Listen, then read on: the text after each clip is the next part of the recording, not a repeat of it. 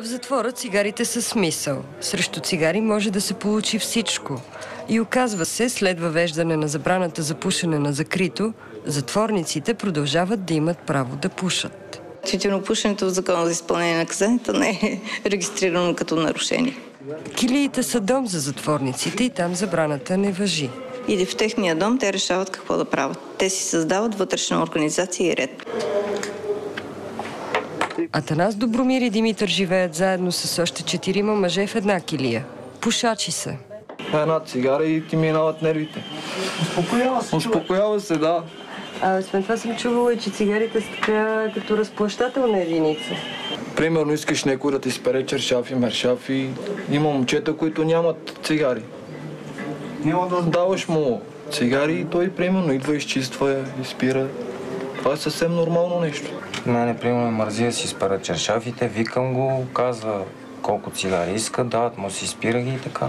Ако ме забрана да пуша, е много сложно, защото тия цигари тук, те не успокояват нас. В Софийския затвор от 1000 обитатели въздържателите са не повече от 150.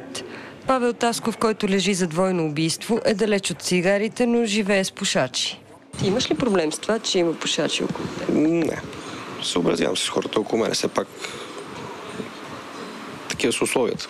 Ти като не пушиш, с какво така се спасяваш от напрежението? Със спорт и писа. Забраната за пушене обаче важи за надзирателите. Те трябва да палят само на посочените за това места. Трудно, но гледаме да спазваме разпоредбите, които са. Дразни ли ви това, че затворниците всъщност имат право да си пушат, защото са си вкъщи? Те много права имат, така че свикваме и с това. С и без цигари в затвора истински проблем е климатизацията, отоплението и охлаждането. За да оцеляват в жегите, затворници и надзиратели разчитат на вентилатори. Жегите тук в затвора е нещо ад.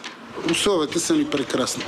За да могат да ползват вентилаторите, тези дни затворниците имат разрешение да ползват ток до 2 през нощта. Но пък нямат студена вода и в жегите трябва да се разхлаждат и да пият топло.